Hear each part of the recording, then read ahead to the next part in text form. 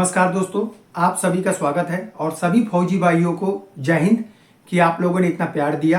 कुछ जरूरी बातें जो कि आपके साथ शेयर करना चाहता हूं। देखिए, आप लोगों ने कमेंट्स किया, किसी ने नेगेटिव किया, किसी ने पॉजिटिव किया, थैंक यू। लेकिन जो एक्चुअली म्यूचुअल फंड में इन्वेस्टमेंट किए हैं उन लोगों ने हमेशा पॉजिटिव ही मैसेज करेंगे और करते रहेंगे।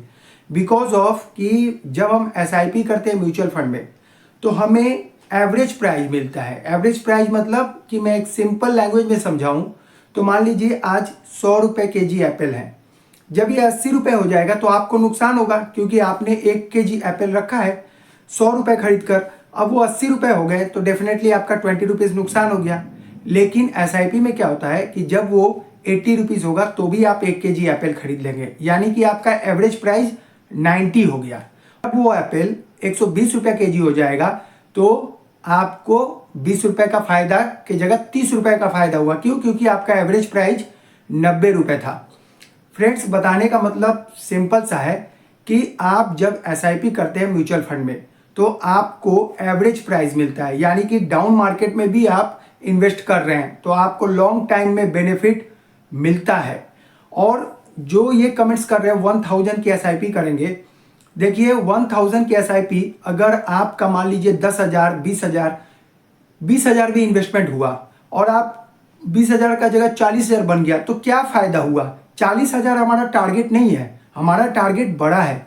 तो कम से कम 5,000 की SIP जरूर करें, क्योंकि सभी जो बेल्ट की नौकरी कर रहे हैं मेरे हिसाब से 5,000 कुछ नहीं है कि वो अपने फ्यूचर को प्रोटेक्ट कर रहे हैं, वो अपने ऊपर रखिए। और एक क्या होता है, रिस्क होता है इसमें। तो आप जब भी इन्वेस्टमेंट कर रहे हैं तो कोई मुझे मैसेज कर रहा है और कह रहा है कि मैं 4 फंड लिया हूं और चारों स्मॉल कैप लिया है। स्मॉल कैप मतलब कि क्वांट ले लिया है, SBI का स्मॉल कैप ले लिया है, उसका निप्पॉन इंडिया का स्मॉल कैप ले लिया है और HDFC स्मॉल कैप ले लिया है। देखिए, सब स्मॉल कैप नहीं लेना है, कोई भी 2 अगर ले लिए वही बहुत है, उसको मैनेज कीजिए और बाकी जो 2 ओपन करके रखे हैं उसे क्लोज कीजिए। तो आप 2 म्यूचुअल फंड ले लेंगे ना तो भी अच्छा है। और जो बोल रहे हैं कि रिटर्न, जैसे कि मैसेज कर रहे हैं कि 10 साल पहले कोई 10,000 इन्वेस्टमेंट करता, फ्रेंड्स 10,000 10 साल पहले कोई नहीं करता, लेकिन उस समय 5,000 करता और आज 15,000 करता। कहने का मतलब है जब हमारी सैलरी बढ़ती है तो हम क्या करते हैं, उसमें SIP को इंक्रीज कर देते हैं। हमें जब इंक्रीमेंट मिलता है तो हम उसमें ऐड कर देते हैं। अब कुछ बातें बताऊंगा जो आपको समझना है। जब हम फर्स्ट फौज में ज्वाइन होते हैं या फिर किसी भी सरकारी नौकरी या फिर प्राइवेट नौकरी में हम जब भर्ती होते हैं, ज्वाइनिंग होते हैं, उसके बाद होता क्या है कि हमारा जो इनकम का लेवल है, एक चीज समझाऊंगा, बहुत अच्छे से समझिएगा। ये समझ गए ना तो लाइफ का हर टारगेट आप अचीव कर लेंगे। फॉर एग्जाम्पल, जब आपका जॉब हो जाता है, आपकी सर्विस हो जाती है या आप फौज में भर्ती हो जाते हैं तो आपका एक्सपेंसेस का लेवल जो होता है ना, ये रहता है इस लेवल पे। यानी कि मान लीजिए ये व्हाइट लाइन है, ये एक्सपेंस है मेरा, यानी कि इस लेवल तक मैं एक्सपेंस करता हूं। और मेरी इनकम जो होती है मेरे सर के ऊपर होती है, यानी कि मेरा जो इनकम है, सैलरी है, वो ज्यादा रहता है और एक्सपेंस मेरा कम रहता है। उस समय बचत ज्यादा कर सकता हूं मैं। लेकिन हम क्या करते हैं, उस बचत के अमाउंट को आईफोन खरीदने में, बाइक खरीदने में और अच्छे अच्छे जो लग्जरी आइटम है उसको खरीदने में क्या करते हैं, जो इसके बीच का गैप है जिसे इन्वेस्टमेंट करना चाहिए उसे हम क्या कर देते हैं मालूम है, उसे कर देते हैं हम वेस्ट। कहीं इधर उधर, कहीं ना कहीं पार्टी करके, कुछ भी करके, दोस्तों को खिला पिला के कर देते हैं खर्च। 7 साल 10 साल अपने सर्विस का, अपने जॉब का ऐसे ही हम निकाल देते हैं सिर्फ एक्सपेंस करके। तो ये मत कीजिए। और जब हमारी शादी हो जाती है, बच्चे हो जाते हैं और जब हमें घर की रिक्वायरमेंट होती है तब हमारा उल्टा होता है। ये हमारा हो गया इनकम और एक्सपेंस चला जाता है सर के ऊपर। फिर हमें क्या करना पड़ता है, लोन लेना पड़ता है। तो जब आपका सैलरी फर्स्ट मिलता है, जब आपका एक्सपेंस यहाँ रहता है और इनकम यहाँ रहता है, तो उस दिन से जाग जाइए कि इतना जो गैप है ना इसके बीच का, यानी कि पैसा जो बच रहा है उसे इन्वेस्टमेंट कीजिए। AP फंड में कुछ कीजिए, जो जिसका गवर्नमेंट एम्प्लॉई है उनका जो PPF कटता है उसमें इन्वेस्टमेंट कीजिए कुछ, जिससे कि आपको लिक्विडिटी मिलता रहे। कोई अच्छा लैंड परचेस करना है तो वहां से रिडीम कीजिए और लंबे समय के लिए 5,000 से 10,000 का एसआईपी कीजिए। ये आपको लंबे समय में आपके रिटायरमेंट तक अच्छा फायदा देगा। मैं पास्ट के रिटर्न दिखा देता हूं, 2,000 का भी दिखा देता हूं, 5,000 का भी दिखा देता हूं, लेकिन ऑलवेज याद रखिए, आज अगर 5,000 का स्टार्ट किए, 20 साल के बाद भी 5,000 कर रहे हैं, तो 20 साल के बाद उसकी वैल्यू तो 2,000 के भी नीचे आ गई। तो आप उस समय 20 साल के बाद यानी 10 साल के बाद, 1 साल के बाद आपको एसआईपी जब जब इंक्रीमेंट मिले, एसआईपी के अमाउंट को आपको बढ़ाना है। जो ऐसे मैसेज कर रहे हैं कि आपको रिटर्न नहीं मिला होगा, आपको ये मिला होगा, मैं लाइव आऊँगा नेक्स्ट संडे, ये संडे नहीं, नेक्स्ट संडे मैं लाइव आऊँगा, आप लोगों को डिटेल बताऊँगा, आपके सारे प्रॉब्लम सुनूंगा और बताऊँगा कि कैसे इन्वेस्टमेंट करना है। अगर एसआईपी में रिटर्न नहीं बना पा रहे हैं तो ये इम्पॉसिबल है, आपको पक्का रिटर्न मिलेगा। 2 साल 3 साल नहीं भी मिला ना, तो उसके बाद 5वें साल जब मिलेगा तो वो ऑलमोस्ट दुगना हो जाएगा। अगर आप नए इन्वेस्टर हैं और म्यूचुअल फंड में इन्वेस्टमेंट करना चाहते हैं तो सबसे पहले आपको एक फ्लैक्सी कैप फंड में इन्वेस्टमेंट करना चाहिए। फ्लैक्सी कैप होता क्या है मालूम है?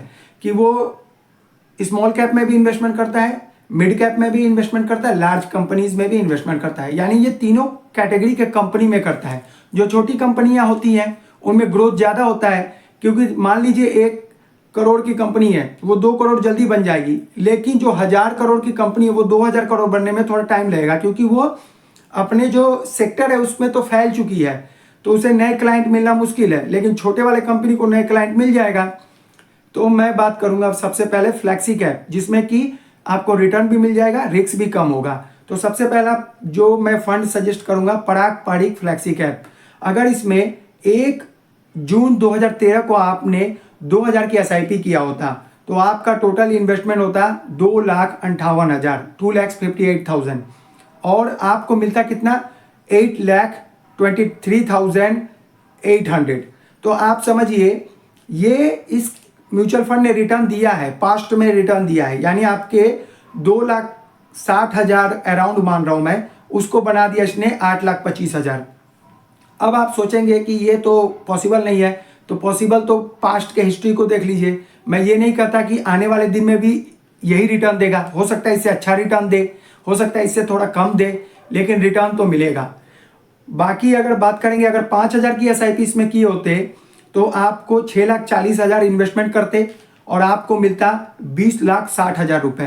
तो अब बताइए 2,000 करके आप अपना समय जो इतने साल 2013 से 24 तक का इन्वेस्टमेंट कर रहे हैं, होल्ड कर रहे हैं, इससे अच्छा है कि 5,000 करके वेट कीजिए, 5,000 की मंथली एसआईपी चलाइए, तो आपको कम से कम 20,60,000 तो मिलेगा।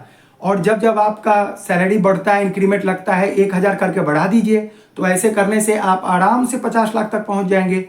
दूसरी बात करेंगे क्वांट स्मॉल कैप, इसका रिटर्न देखेंगे तो 2,000 की एसआईपी अगर 1 जून 2013 से किए होते तो आपका इन्वेस्टमेंट होता 2,58,000 और आपको मिलता 11,90,000। तो अभी ये जो रिटर्न दिया है ये लिखा हुआ है और ये प्रूफ है, ये पास्ट के रिटर्न को बता रहा हूं। मार्केट ऑल टाइम हाई है, हो सकता है थोड़ा अप डाउन होगा, तो मैं मान लिया 11,90,000 नहीं होके 11 लाख ही हुआ, तो भी बताइए आपका 2,60,000 11 लाख बन गया 9 साल में। ये क्या आपको लगता है किसी गवर्नमेंट स्कीम में बन जाएगा? आप जब गवर्नमेंट स्कीम में इन्वेस्टमेंट करते हैं तो आपको इतना ही इंक्रीमेंट मिलता है, इतना ही रिटर्न मिलता है जितना कि आपका इन्फ्लेशन बढ़ रहा है। 7% का इंटरेस्ट एफडी पे मिल रहा है और 7% का इन्फ्लेशन बढ़ रहा है। कहने का मतलब है 1,000 की वैल्यू आने वाले 1 साल के बाद वो 7% उस पर लग जाएगा। यानी कि अगर आप नहीं कहीं इन्वेस्टमेंट कर रहे हैं, पॉकेट में रख रहे हैं, तो 7% ऑटोमेटिक वो घट गया। क्योंकि तो ये बात को समझिए, इन्फ्लेशन के समय पैसा जेब में नहीं रखना है, पैसे को इन्वेस्ट करके रखना है। आपको मैं फुल्ली रिस्क लेने के लिए नहीं बता रहा हूं, आपको ये बता रहा हूं कि एपी फंड भी करें और म्यूचुअल फंड भी करें, दोनों ही जरूरी है और ये आपको तभी जाके अच्छा रिटर्न मिलेगा। एक रिस्क प्रीमियम वर्ड होता है। रिस्क प्रीमियम मतलब कि जब कोई बिजनेसमैन करता है बिजनेस, तो वो क्या करता है, रिस्क लेता है, तब उसको ज्यादा रिटर्न मिलता है। एक गवर्नमेंट या फिर कोई एम्प्लॉई से ज्यादा उसे रिटर्न मिलता है जब उसका हो जाता है। अभी हम क्या करते हैं, फौजी आदमी बिजनेस कर लेते हैं, यानी एक कार ले लिया या कुछ भी लिया, उसको लगाने का सोचता है, लेकिन वो पॉसिबल नहीं होता, सक्सेस नहीं हो पाता, बिकॉज ऑफ कि वो तो ड्यूटी कर रहा है, उसके जगह में जो कर रहा है काम वो ईमानदारी से नहीं करेगा।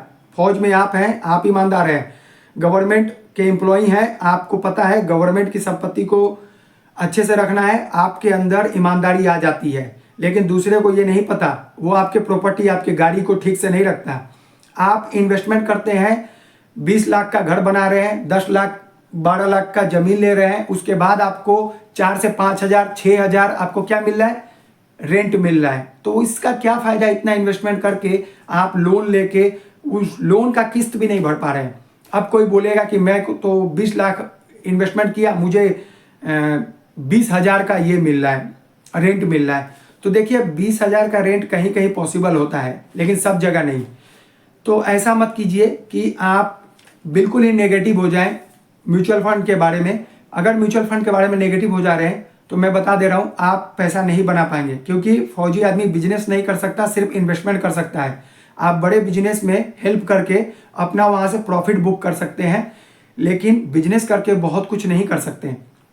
चलिए और एक एग्जांपल देता हूं। अगर 5,000 की SIP क्वांट में किए होते आप, तो आपका टोटल इन्वेस्टमेंट 6,45,000 होता और आपको मिलता तकरीबन अराउंड 30 लाख रुपए। ये 2013 से स्टार्ट किए होते, जून 1 से।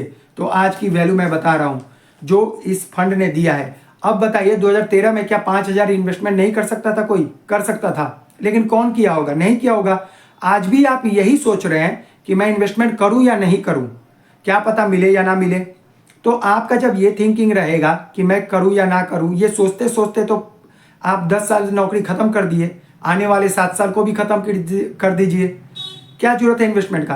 कहने का मतलब साफ है, आप बुराइयां मत देखिए, अच्छाइयां भी हैं उनको देखिए, और दूसरे को पॉइंट आउट नहीं करके अपने आप को कैसे मैं डेवलप करूं इस पे फोकस कीजिए। अगर आप अपने आप को डेवलप करने के लिए सोचते हैं तो थोड़ा सा रिस्क लेना पड़ता है। आप कुछ स्टडी करते हैं तो उस पर भी आपको बुक का कॉस्टिंग लगता है, नेट का कॉस्टिंग लगता है, यानी आप अपने ऊपर भी इन्वेस्टमेंट करते हैं। तो वैसे ही अपने लिए ही बिजनेस के ऊपर, यानी कि इन्वेस्टमेंट कर रहे हैं बिजनेस में, यानी शेयर मार्केट में, म्यूचुअल फंड में। तो म्यूचुअल फंड में SIP कर रहे हैं तो इनडायरेक्टली शेयर मार्केट में बिजनेस को पैसा दे रहे हैं, वहां से आपको रिटर्न बनेगा। बिजनेस 1 साल 2 साल नहीं चला, तीसरे साल जरूर चलेगा। तो आपका भी इन्वेस्टमेंट 1 साल 2 साल रिटर्न नहीं देगा, लेकिन बहुत चलेगा। 2013 से 2019 तक क्वांट का म्यूचुअल फंड अच्छा रिटर्न नहीं दिया, लेकिन 19 के बाद ये पीछे मुड़ के नहीं देखा। उतने दिन जिसने सब्र करके रखा है और अपने 2-2 हजार 5-5 हजार को 4 लाख करके बना के रखा है, वो 30-30 लाख लेके गया। तो जब सब्र रखेंगे, लॉन्ग टाइम का विजन रखेंगे, तो ऑटोमेटिकली आपको रिटर्न अच्छा मिलेगा। Thanks for watching. मिलेंगे अनदर वीडियो के साथ, अपने दोस्तों के साथ। और जो साहब देख रहे हैं उनको रिक्वेस्ट करूंगा कि यूनिट में सभी को ये वीडियो शेयर करें, जिससे कि मुझसे जुड़कर वो और जान पाए कि कहाँ कहाँ इन्वेस्टमेंट करना चाहिए। Thank you so much for watching this valuable video.